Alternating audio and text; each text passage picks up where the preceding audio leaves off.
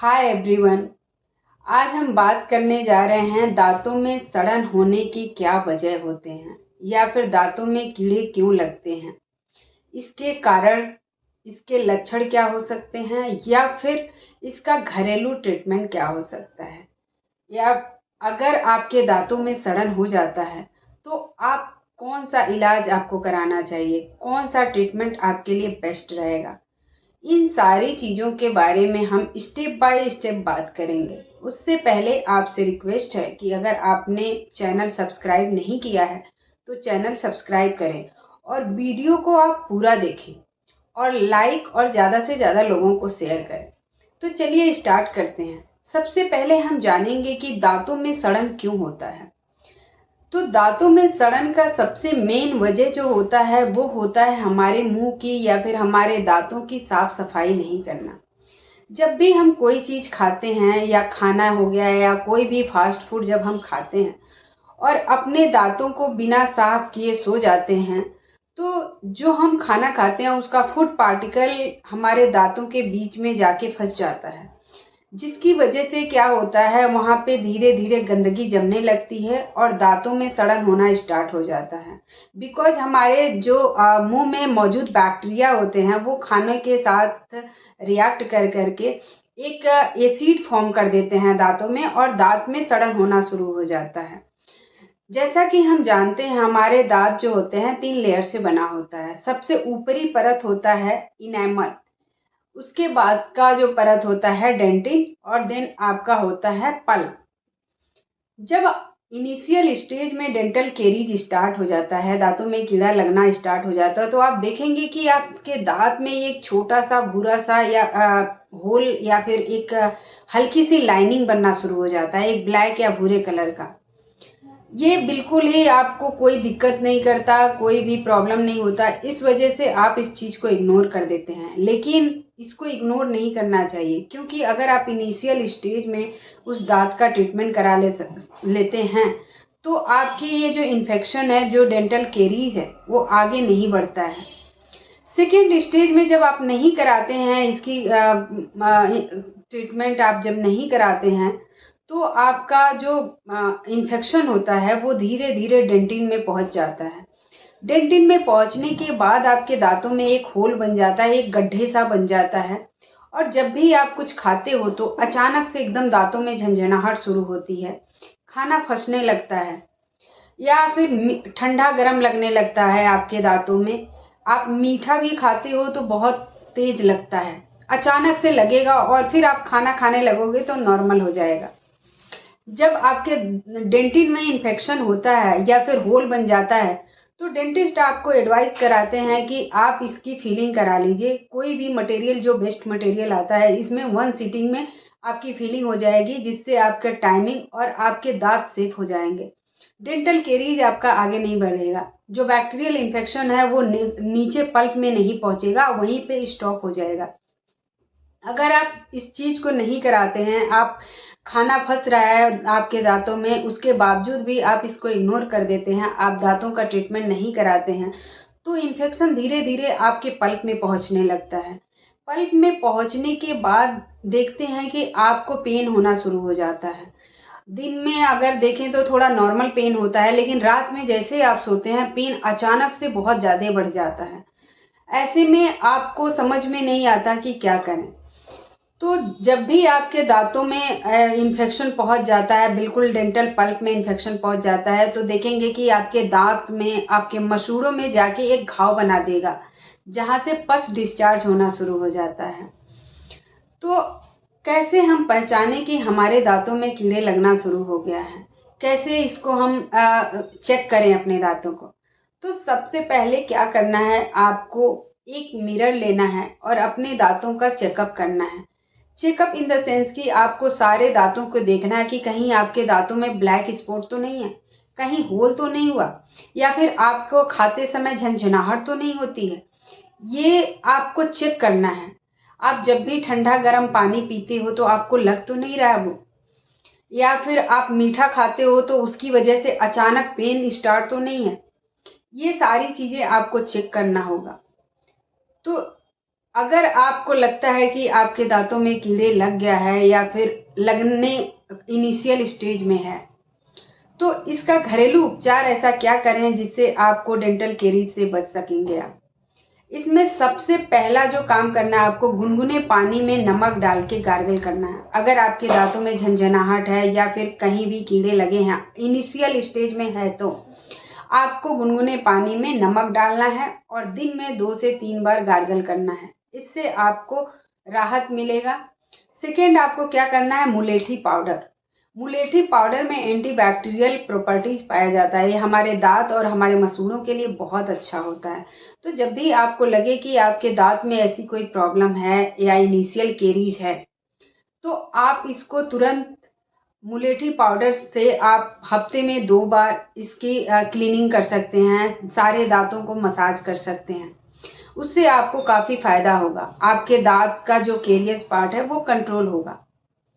आप लौंग का तेल ले सकते हैं। लौंग के तेल से भी डेंटल केरीज को रिमूव किया जा सकता है। उसका जो पेन होता है वो काफ़ी कंट्रोल होता है। अगर आपको मान लीजिए सपोज करिए कि बहुत तेज पेन है और आप अभी डेंटिस्ट के पास जाने की हालत में नहीं हो, या फिर आप को रात में अचानक पेन शुरू हुआ है, तो आप क्या कीजिए कि दांत कॉटन में आपको लौंग का तेल लगाना है और जहाँ पे आपके दांत में गड्ढा बना हुआ है या फिर जिस एरिया में पेन है वहाँ पे उस कॉटन को रखिए। ओवरनाइट रखने के बाद सुबह उसको निकाल दीजिए। इससे आपको आराम मिलेगा। आप क्या कर सकते हैं, नारियल के ऑयल का पुलिंग कर सकते हैं। उससे भी आपके दांतों में काफ़ी आराम रहता है, क्योंकि अगर वीक में आप 2 बार नारियल का तेल अपने मुंह में भर के 10 मिनट तक उसको मुंह में हिलाने के बाद थूक देते हैं, तो इससे भी आपके दांतों में कीड़े नहीं लगते हैं और आपका दांत और मसूड़ा दोनों स्वस्थ रहता है। पहले देखा जाता था कि लोग नीम की दातुन बहुत करते थे। नीम की दातुन में क्या होता है, एंटीबैक्टीरियल प्रॉपर्टी पाया जाता है, उससे हमारे दांतों में कीड़े नहीं लगते हैं। तो पहले के ज़माने में लोग करते हैं। आपको क्या करना है, अगर ऐसा लगता है कि आपके दांतों में ऐसी सिचुएशन आ रही है, तो आप नीम की दातुन यूज करिए। दोनों टाइम सुबह और शाम को सोने से पहले आपको नीम के दातुन से अच्छे से मुंह साफ करना है और फिर वॉश कर देना है। अगर आप नीम की दातुन नहीं लेना चाहते तो आप नीम की जो पत्तियां होती हैं उसको उबाल के उसकी पानी में हल्का सा नमक डालिए और उससे भी आप गार्गल करिए। उससे आपको बहुत आराम मिलेगा। आप हल्दी का मसाज कर सकते हैं। हल्दी में थोड़ा सा नमक मिला करके आप अपने पूरे मसूड़ों का मसाज कर सकते हैं। आंवला पाउडर भी आपके लिए बहुत अच्छा होता है। आंवला आपके पेट के लिए, आपके दांतों के लिए, आपके हड्डियों के लिए भी बहुत बेनिफिट होता है। तो आप रोज एक आंवला का सेवन कर सकते हैं, या फिर आप अपने दांतों को आंवला से चारों तरफ मसाज कर सकते हैं। अब फ्लोराइड युक्त जो पाउडर आते हैं या फ्लोराइड युक्त पेस्ट आते हैं, ये सारी चीज़ें यूज करना है अगर आपके दांतों में कीड़ा लग रहा है तो। साथ ही आपको क्या करना है, एलोवेरा जेल आता है। एलोवेरा जेल से भी आप उसमें हल्का सा नमक मिलाइए और अपने दांतों में चारों तरफ मसाज करिए। उससे आपको काफ़ी राहत मिलेगा। विटामिन डी की कमी की वजह से हमारे दांतों का क्षरण होता है, इसलिए विटामिन डी का भरपूर सेवन करिए। जैसे कि आपको हरी सब्जियां लीजिए, विटामिन डी की गोली लीजिए।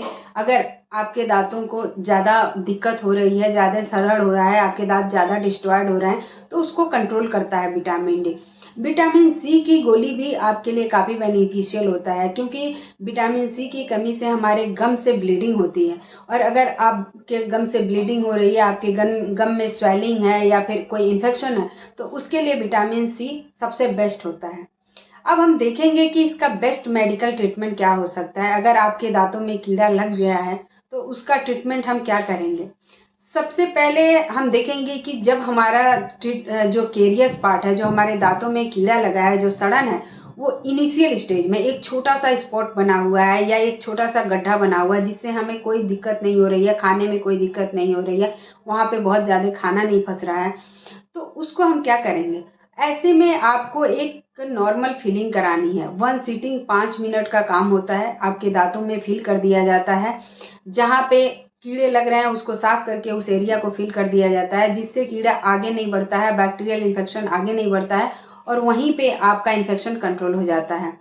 सेकेंड, अगर आपके इन्फेक्शन जो है आपके डेंटिन में पहुंच जाता है, सेकेंड स्टेज में पहुंच जाता है, ऐसे कंडीशन में हम क्या करते हैं, तब भी आपको यही एडवाइस करते हैं कि आप उसमें फिलिंग करा लें, क्योंकि इस स्टेज में आपको जब भी आप खाना खाते हो या फिर ठंडा गर्म लेते हो या फिर आप मीठा लेते हो तो आपके दांतों में झंझनाहट होना शुरू होती है, दर्द होना शुरू हो जाता है। तो इसमें भी अगर आप फिलिंग करा लेते हैं, वन सीटिंग इसमें भी फिलिंग होता है, आप कोई सी भी बेस्ट मटेरियल अपने दांतों में फिलिंग करा लीजिए, उससे आपको आराम मिल जाएगा, आपका कैरियस पार्ट वहीं पे कंट्रोल हो जाएगा, आगे नहीं बढ़ेगा वो इन्फेक्शन। देन आता है पल्प। अगर आपका इन्फेक्शन आपने ट्रीटमेंट नहीं लिया टाइम से और उसको इग्नोर कर दिया तो इन्फेक्शन पल्प में पहुंच जाता है, और पल्प में जाने के बाद उसको सिर्फ एक ही इलाज बच जाता है, वो होता है रूट केनाल ट्रीटमेंट, यानी कि नसों का इलाज। जब भी आपके पल्प में इन्फेक्शन पहुंचता है तो वो धीरे धीरे आपके दांतों के जड़ में पस बना लेता है, और धीरे धीरे आपके देखेंगे मसूड़े में घाव बनने लगता है, एक जख्म बन जाएगा, वहां से पस डिस्चार्ज होने लगता है। तो ऐसे में क्या करना होता है, रूट केनाल ट्रीटमेंट के द्वारा हम उसका इलाज करते हैं, वहां से पस को रिमूव करते हैं, आपके पेन को बिल्कुल जीरो कर देते हैं, और उसके बाद से उसको पूरी तरह से क्लीन करने के बाद उसमें आर्टिफिशियल नस डालने के बाद उसको पैक कर देते हैं। फोर्थ स्टेज है कि अगर आपका दांत बिल्कुल ही डिस्ट्रॉय हो गया है, आपने बिल्कुल ही उसको केयर नहीं किया और आपका दांत बिल्कुल टूट गया, 70% डिस्ट्रॉय हो गया, सिर्फ 30% बचा है, ऐसे कंडीशन में हम कोशिश करते हैं आपका दांत बचाने का, बट ये सिर्फ 30% चांस रहता है कि आपका दांत बचे। अदरवाइज इसका जो ट्रीटमेंट होता है वो होता है एक्सट्रैक्शन। एक्सट्रैक्शन मीन दांत को निकाल देते हैं हम। इसमें क्या होता है, अगर आपका सिर्फ 30% पार्ट बचा हुआ है तो आपका 70% पार्ट डिस्ट्रॉय हो गया, तो उस पार्ट को हम निकाल देंगे, बिकॉज वो किसी काम का नहीं बच जाता, इसीलिए उस पार्ट को, उस दांत को निकाल देते हैं, और फिर वहां पे सूखने के बाद आपका नया दांत लग सकता है। आपको ये सारी स्टेप मैंने मेडिकल ट्रीटमेंट का बताया कि आपको जो भी सही लगे आप उसको करा सकते हैं। इसके अलावे आप अपने डेंटल केयर कैसे कर सकते हैं घर पे बैठे बैठे, तो सबसे पहले है कि आप सुबह और रात में सोने से पहले अपने दांतों को अच्छी तरह सॉफ्ट ब्रश से सफाई करें, और साथ ही अपने टंग को भी साफ करें, जिससे आपके मुंह में कोई भी फूड पार्टिकल ना फंसा रहे और आपका मुंह अच्छे से क्लीन हो जाए। सेकेंड, आपको क्या करना है, जब भी आप खाते हैं खाना तो डेंटल फ्लॉस का यूज करिए। आपके दांत के बीच में जो खाना फंसा रहता है तो डेंटल फ्लॉस के द्वारा उसको साफ करिए, वहां से उसको निकालिए, ताकि आपका मुंह साफ हो जाए और वहां पे कोई बैक्टीरियल इन्फेक्शन ना मिले। अगर गंदगी नहीं रहेगी तो कोई कीड़ा नहीं लगेगा। थर्ड, आप जब भी खाना खाते हैं तो आपको गुनगुने पानी या फिर ठंडे नॉर्मल पानी से आपको कुल्ला करना है, पूरे मुंह में भर के अच्छे से कुल्ला करना है, ताकि आपका मुंह बिल्कुल साफ रहे और कोई दिक्कत ना आए। उसके बाद से आपका जो भी डेली रूटीन है आप यूज कर सकते हैं, लेकिन आप अपने मुंह की साफ सफाई बहुत अच्छे से रखना होगा। फोर्थ ऑप्शन है, आपको डेंटल चेकअप जरूर कराना चाहिए। आपको 3 मंथ या फिर 6 मंथ में डेंटिस्ट से जाकर के अपने दांतों का चेकअप जरूर लेना चाहिए, बिकॉज जब भी आपके दांतों में कोई इन्फेक्शन होगा, कोई भी दिक्कत होगा, तो जो डॉक्टर चेक करता है वो आपको बता सकता है कि हाँ आपके दांत में क्या प्रॉब्लम हो रही है। इसलिए आपको अपने दांतों का चेकअप कराना बहुत जरूरी है। अगर ये सारी चीजें आप करते हैं तो यकीन मानिए कि आपके दांतों में कोई दिक्कत नहीं होगी, कोई इन्फेक्शन नहीं होगा, आपका दांत बिल्कुल स्वस्थ होगा और आपके दांत में कभी कीड़ा नहीं लगेगा। मुझे उम्मीद है कि मैंने जो भी आपको समझाया आपको समझ में आया होगा। अगर आपको वीडियो सही लग रही हो तो मुझे सपोर्ट करिए, ताकि मैं और वीडियो बना पाऊँ। वीडियो ज़्यादा से ज़्यादा शेयर करिए, लाइक करिए एंड सब्सक्राइब करिए। Thank you for watching.